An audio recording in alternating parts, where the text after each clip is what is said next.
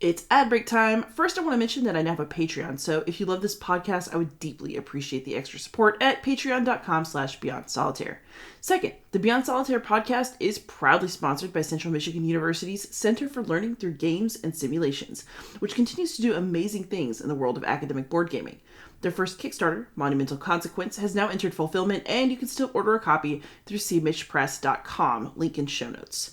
Their next Kickstarter, Rising Waters, will hopefully launch at the end of October, and if you were interested in a certificate in applied game design, CLGS is offering several courses throughout the year. Starting on October 10th, Eloy Lasanta will bring back his Art of Game Crafting course, and starting on October 11th, Lamaro Smith will teach visual storytelling, game art design, and branding. So sign up and get your learning on. For now, though, let's get on with the show. Hey gamers, this is Liz Davidson from Beyond Solitaire, and this week on the pod, I have a very special guest. I've got Lamaro Smith from Motion Smith Studios. How you doing, Lamaro? I am great, Liz. How are you? I'm doing great. It's so awesome to talk to you. You are an artist. So tell us a bit about Motion Smith Studios just in general, and then, of course, we'll hone in on the board games because that's what we do. Right. Well, my small business, I started in 2015, wanted to work for myself, just providing commercial art services to people and individuals. It started with graphic design. I still do a lot of design work, but my passion always lied in illustration.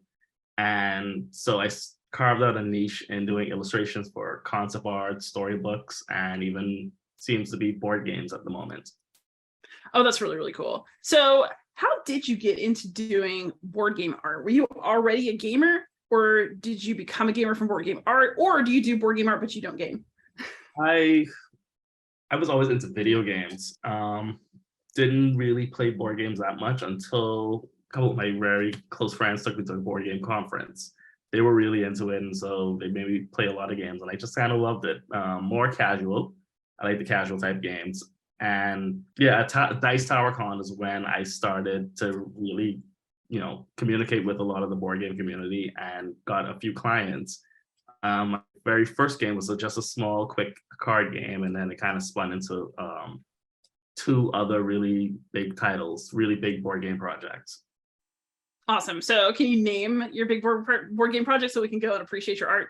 Yes, the Jinja was an indie game created by Corey Goff, and the other one that I recently worked on that's published is the reprint of Libertalia. Oh, that's so cool. That's so cool. So, and we know each other because we both have an affiliation with Central Michigan University. You are doing also the art for Rising Waters, which is their upcoming Kickstarter project. Yeah. Yeah, I'm doing the artwork for that now. It's currently in works, finishing up a few things here and there. Fantastic. So just to talk a bit about your artistic process, I know that the art for Rising Waters is influenced by the Harlem Renaissance. Whose idea was that? Was that an art period that you've looked at before, or was it new? Talk about your process of getting into that. Right. That period, I was always aware of it, but like with all my projects, I could be very aware, and then when it's time to work on something that kind of pulls from it, I do a deep dive and kind of get entrenched in all of the information and all the resources. A lot of my work is collecting inspiration and studying how certain artists created and how their techniques and their just kind of style, and also incorporating that into my artwork. So as you were looking at the Harlem Renaissance stuff, was it already in line with a style that you like to work in, or are you willing just to kind of work in any style because you will flex to what your client needs?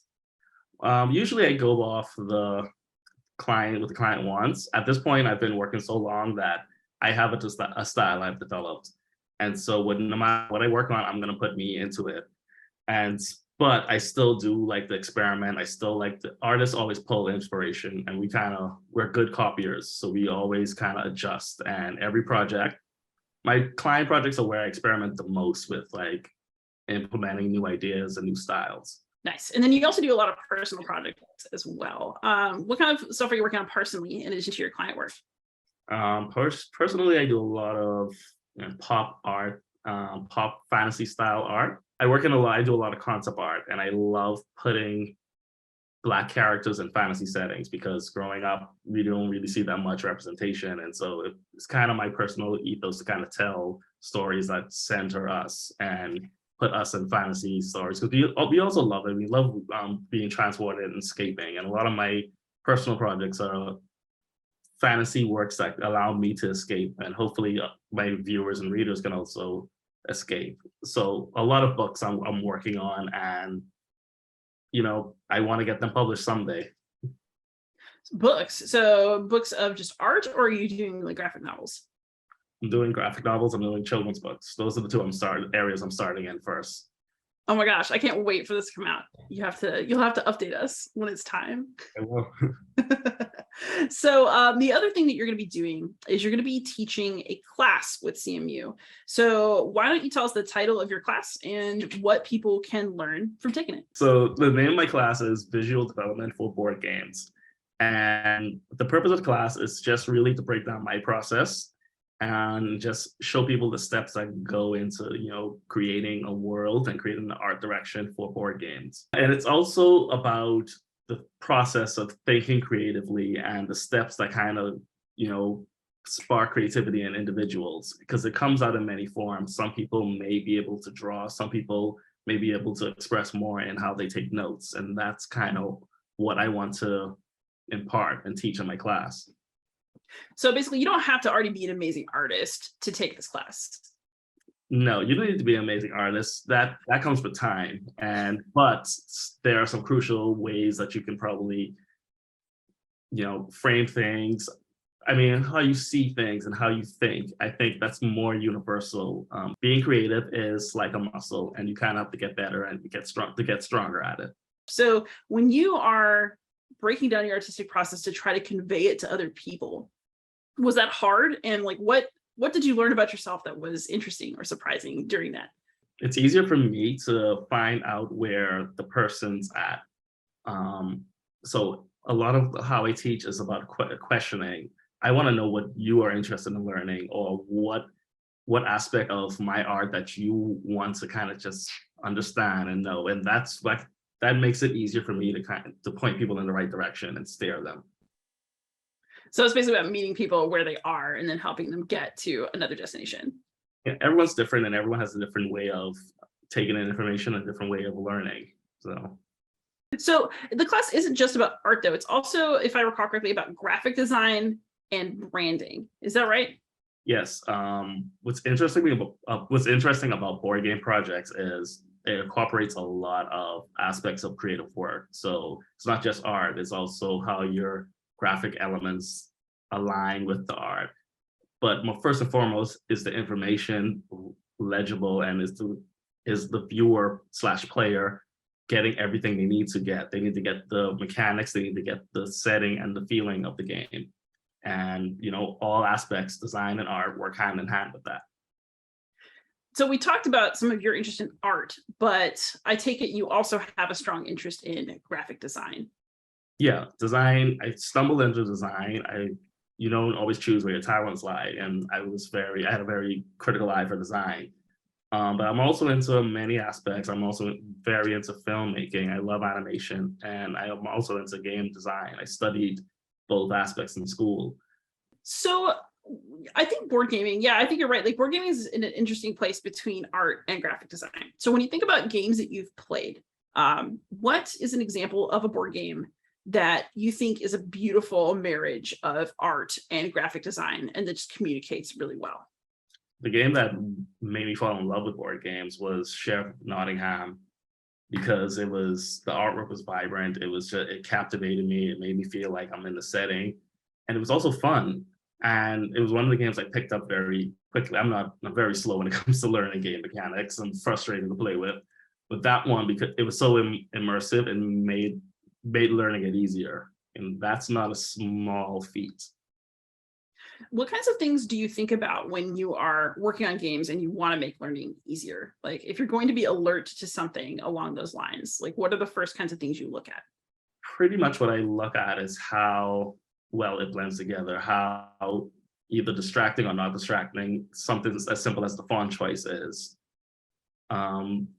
I look at how clean everything is presented first, but it could come from a very cluttered image. But if I can pick it up and look at it right away and know what I need to do, and it doesn't take me out of the world of the game, yeah, that's that. I kind of use my critical eye in that sense.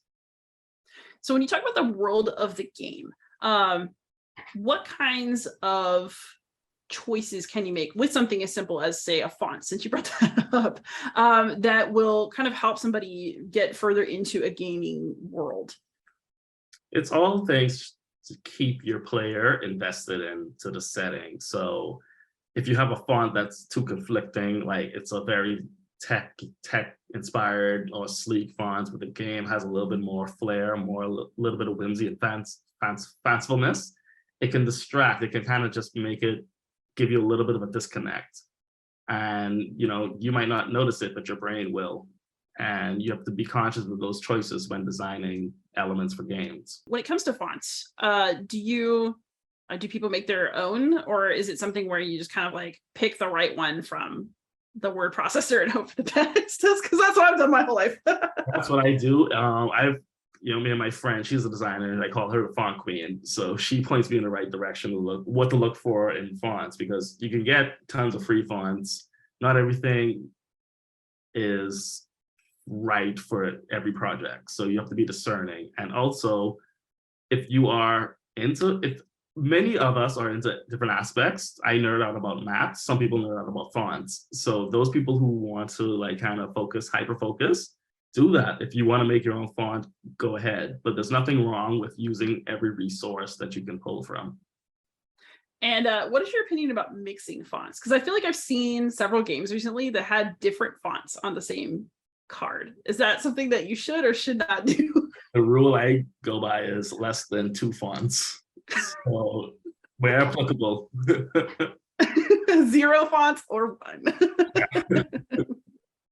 Yeah, it's about knowing how to intentionally use your tools. You might need another font. You might need two title fonts and a body font, but you don't need to include any additional sort of work. So keep it simple.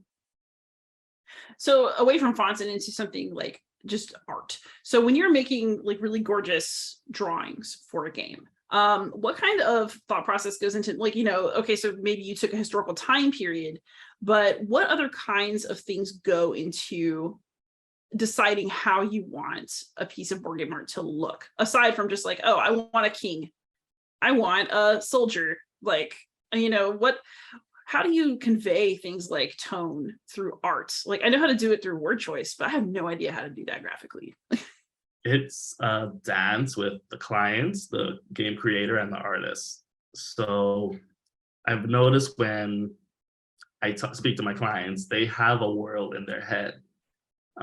They might think, oh, I just need artwork, but I try to do my best in pulling out the feel of that world. So getting as much information beforehand is key. And yeah, it's about me just trusting in myself. Like, okay, I can bring this person's vision to life, but I am the one who is skilled at looking through all the particular details to make that game world feel like this world could be in a film, this world could be a show, this world could be in a book. So I go with that ethos. I'm telling a story through the art, and the game is weaved into it. Ooh, interesting. So when you design, do you prefer to do both the art and the graphic design yourself so that can all come together? Do you often have to work with multiple artists on a project? Like how does that typically work, at least in your experience? I found that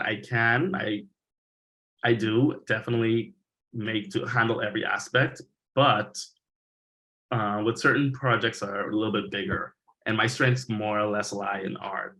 So I've been entered situations where the teams I work with, they have a graphic designer on hand, and that's totally fine. But I do love like telling the full story, having that much control on how every aspect is supposed to look with this world. But I am older. I would want to focus on other things, so I don't want to take on 2 burdensome projects at this point. Yeah, that's fair.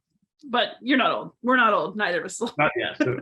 And so the third element of your class that comes into this is branding. So when you think about branding as opposed to just board game design, how does that sort of complicate what you need to think about visually for yourself and for your work? What grounds me in making those design choices is that at the end of the day, this is a product, and products need to be sold.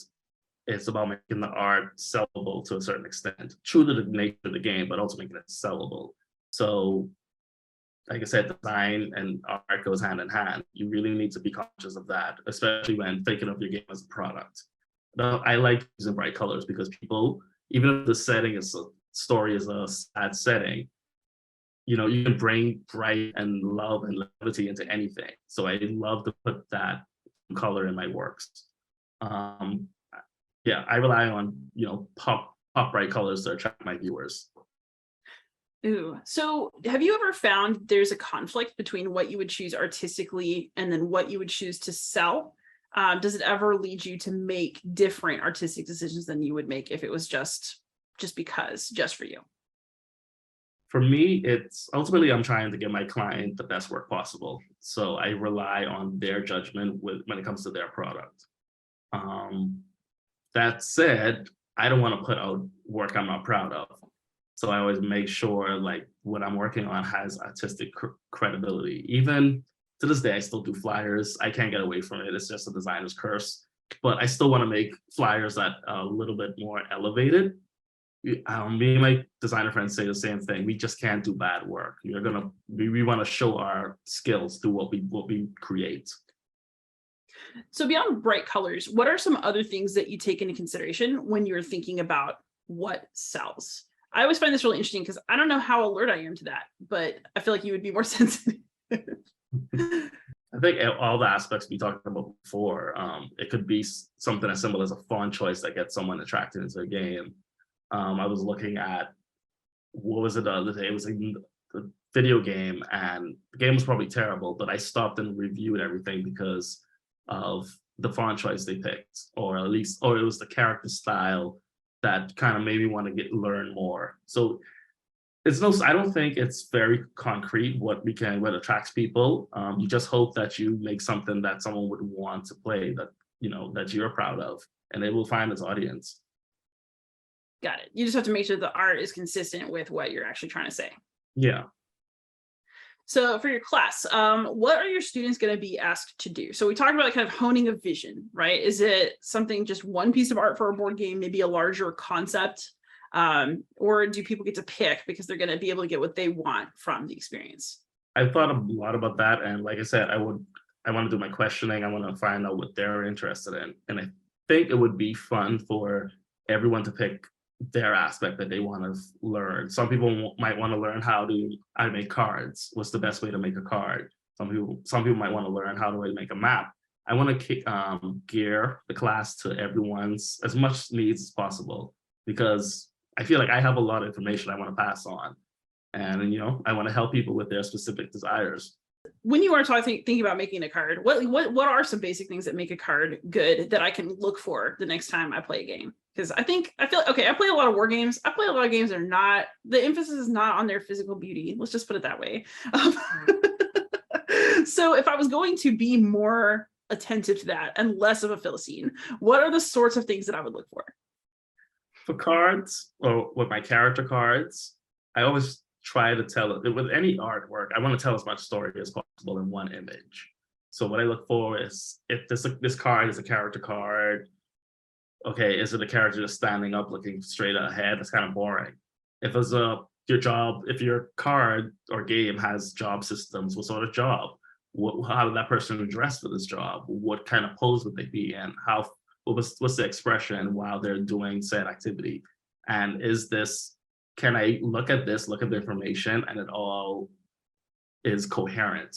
What about in terms of like where the text is or where numbers are? Or, we talk a lot among gamers, right, about like what color of border the card has, because you might accidentally beat it up in play. All that stuff matters. Like, you might want a flush image, but yeah, wear and tear is going to make it less.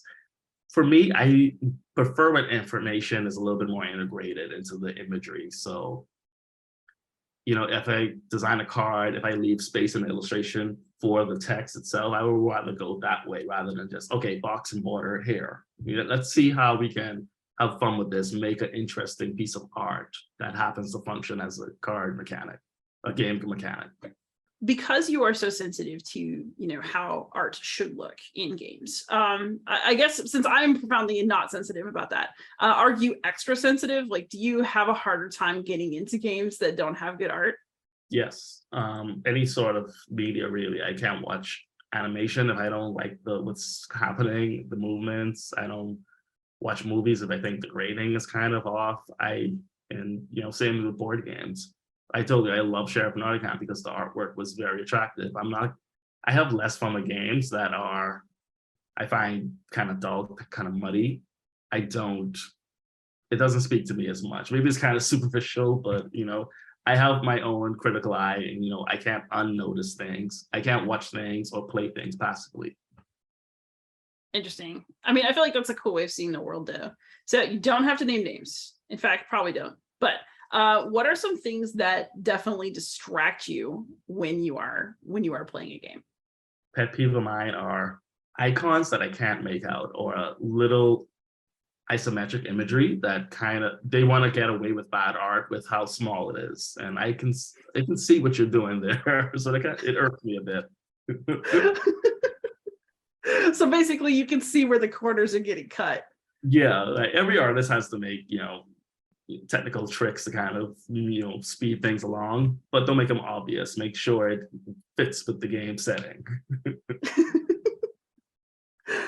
Oh man, we can and when it comes to maps, like this is something I also think about a lot. So you like maps a lot. How do you make a map both functional and beautiful? Because I play a lot of like kind of hex and counter stuff where maybe the map isn't the most beautiful map in the world. It's just like all numbers and kind of function. So if you're gonna make a map beautiful, like what do you add to make that happen? I love maps. I like them. I realize I like them because it's a perfect marrying of information meets artwork. So for my maps, yeah, I'm trying to show a physical location, but I'm also painting a world with this map. One small thing I do is, can I put perspective in this top-down map? That goes a long way. That gives a little bit more depth to things. So even I call them honeycomb map. If you can show the horizon a little bit, kind of gives a little bit more depth to the world. So it's about finding creative ways to put in detail and also making sure it weaves in well with the information. Got it. What was the first map that you ever made? Like, what was it of?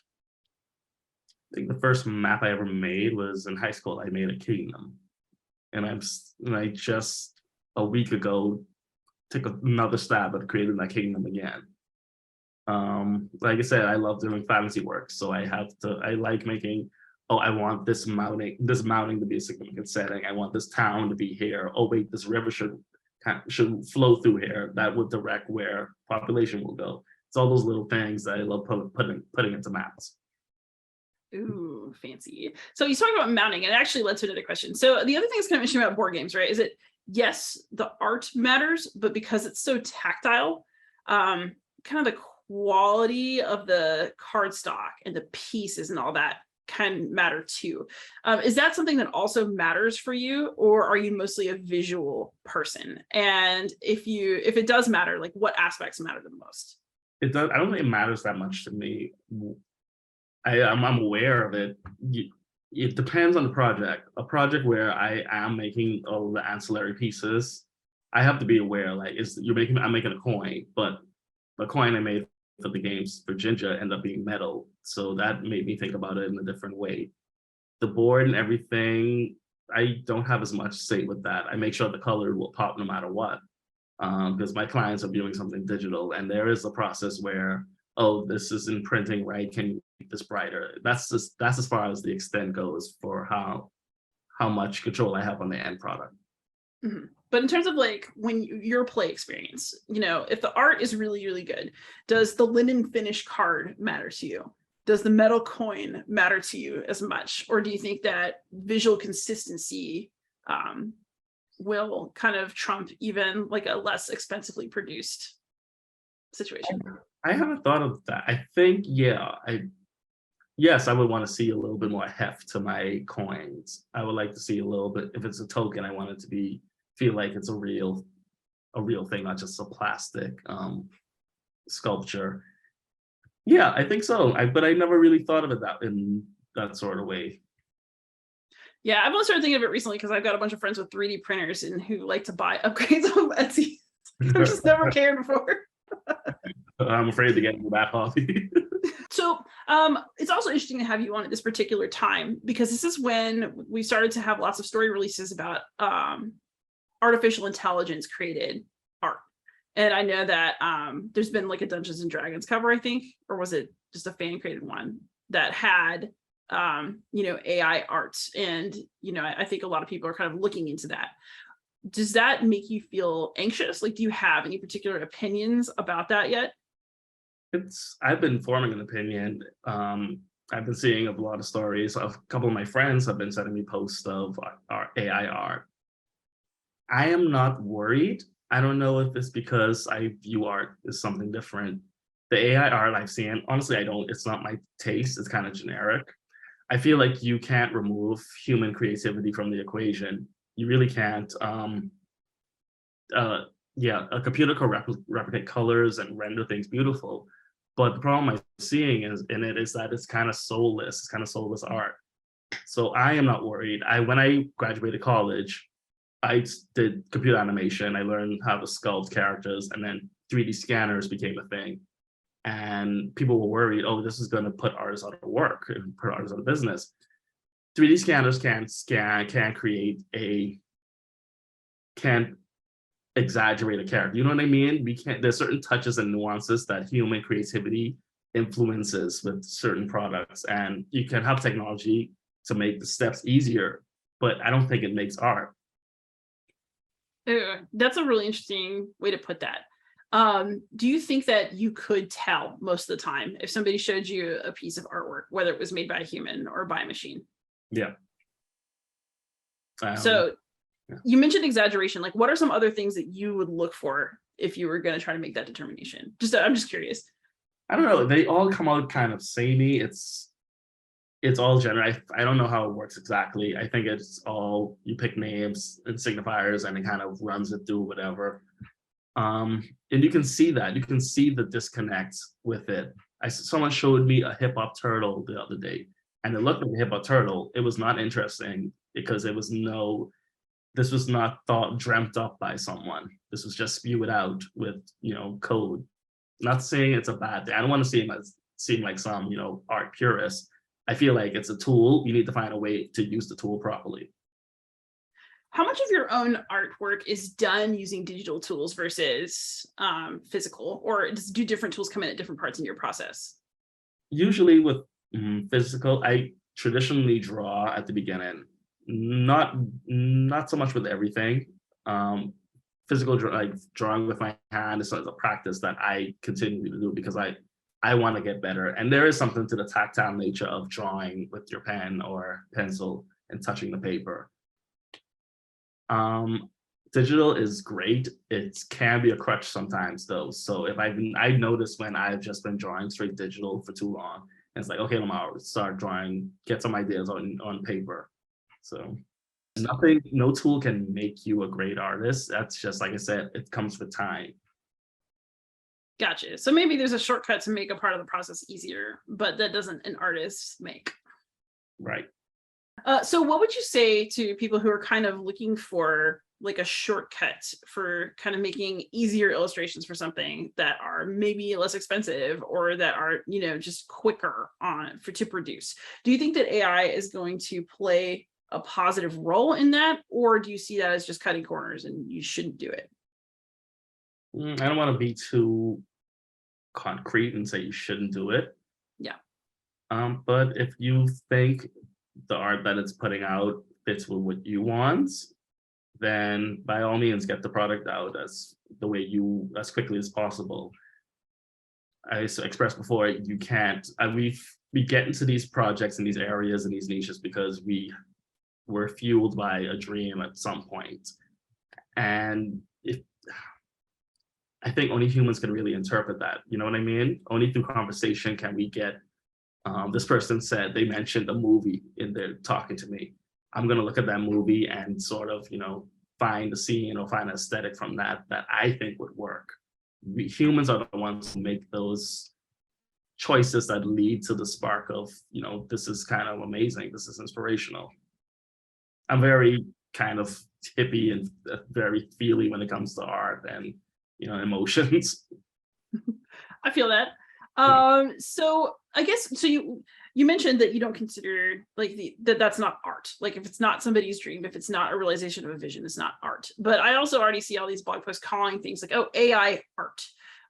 Do you dispute the use of art as a term to describe illustrations produced that way? That is, yeah, that's a very big question. It's weird when you say being the arbiter of what something is. It's kind of a dangerous point in place. I don't want to say something's not art, because art is also about the personal connection, the personal reactions people get from the experience. So I think we all can individually determine what's art for us. For me, I would view it as less art. For someone else, they might view it as, oh, this is art, and there's space for that. That's fine. It's just not how I'm going to go about, viewing things and my perspective of the world. Yeah, I guess I'm trying to think through, like, AI uses obviously human input of various types to produce an illustrative output, an image. But I don't know, I've always sort of thought of art as something that is about connection as well. Like it's not just an image, it's a connection, it's a feeling. Can computers, I mean, I don't think they can feel yet, but I mean, I guess they can make you feel. I don't know. I don't really feel much when I look at the AI art so far, except just interest. So, right. And I think it just needs that artist to push AI art to its where it could be. I don't think it has happened yet. It's very new. It's very experimental. I'm waiting to be amazed. Fair enough. Yeah. So you are an artist. You create art. Do you consider board games to be art? Yes. How do you think of them, like as a medium, apart from the kind of media that you personally work in? So you make art for games, but you don't design them. Like what aspects of the human experience do you see board games as touching, both similarly and different to what you do? I definitely think it's art. I definitely think it's a medium that encourages us to use aspects of ourselves and our thinking that I guess most people don't normally have access to in their normal routines. There's something, playing is art. We play, even athletes playing on a court somewhere. I can't do it, but it's artistic in the way they move about it, and there's still creativity in there and choices they make and what to get to their goal. It's a big question. But to answer it, yeah, it's definitely art. So we know that you love Sheriff of Nottingham. Are there any other games that you want to give a shout out to, either just because you love to play them or because they're beautiful? It might not be the most complicated, but because it's deeply personal to me, Monopoly Deal is a game that I love, but mainly because me and my best friend play some vicious matches through there. And it's so simple, but we found a way to make it very, complex and almost brutal. Is that game artistically good? I've never played it. The older version of the game, the current one, I think is notorious for not being as good artistically. Yeah, that's an example of how it can go in a different direction. The first print of that game feels like Monopoly in card form. The updated version has a style that I feel hurts the game. And, my critical eye can't unnotice that. Do you get upset when people re-release games where you like the original art in general, or are you just, in this case, it sounds like it was a real downgrade, but like, for example, Jaipur, I got really attached to that first like Asmodee version, and now there's a different one. I find it upsetting. Like, does that ever happen to you? It happens. We are gonna have that reaction because we are looking at it from a personal, perspective. But yeah, it's always great when there's a new version of something to come out. You might not like it, but that kid might like this new version, and why shouldn't there be space for that? Yes, I guess art is for everyone, including. So we've talked about board games. You also love video games. So what video game would you say is artistically your favorite right now? Artistically, my favorite. See, that's the difference. I obsessively play Smash Brothers. That's technically my favorite because I play it the most. But the game that is so artistically not perfect, but very impressive was Breath of the Wild for me. Because I kind of skipped a few generations of gaming, and this current one is where I got into getting consoles. And I played it, and I wasn't a fan of open world gamings, but this made an open world still feel like it's still grounded in a story and a theme and feeling. And Zelda makes great games, but that game is the first blend of art with modern gaming. What are some things about Breath of the Wild's art that are particularly striking for you? The color. If it's a very bright game, but it also has moments where it gets dark, it gets moody, but there's so much color in it. And I think it's a Nintendo. It works for their brand. Their brand is bright colors. But yeah, it's almost masterful how it uses color and lighting in it. Yeah, I mean, thinking back over all the Zelda games, yeah, I can see that. Wind Waker is a close, but yeah, that one is most beautiful, I think. So sometimes I feel like when I play a game that is ugly or that has aesthetic problems or graphic design problems, I notice because it kind of breaks my immersion of the game, and it's something that will scratch at me while I'm playing. But a really beautiful game or a game that just works, I maybe don't notice because I'm so immersed that I just don't think about it. So if I want to appreciate as opposed to just see things that bug me, what are some things that I should look for, like the next time I play a game, to help me appreciate it better and maybe see something good where I would have just been like, oh, that's nice before?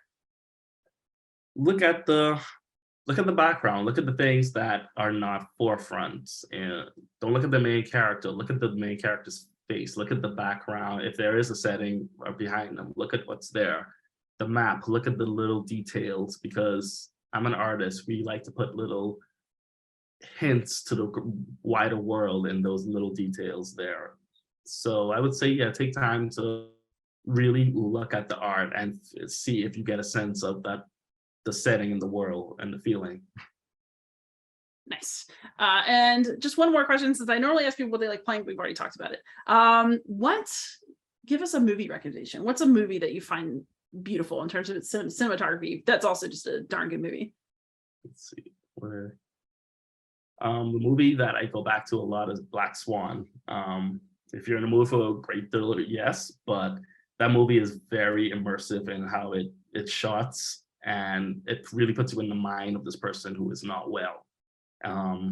But it's also shot in a way that's so captivating and beautiful. And also the dance, the movement and everything. I'm a big fan of dance, and so that kind of makes it even better for me. Nice. Although I will not watch that movie again because of the finger. No, Sure. peeling. Nope. But it is beautiful. You're right.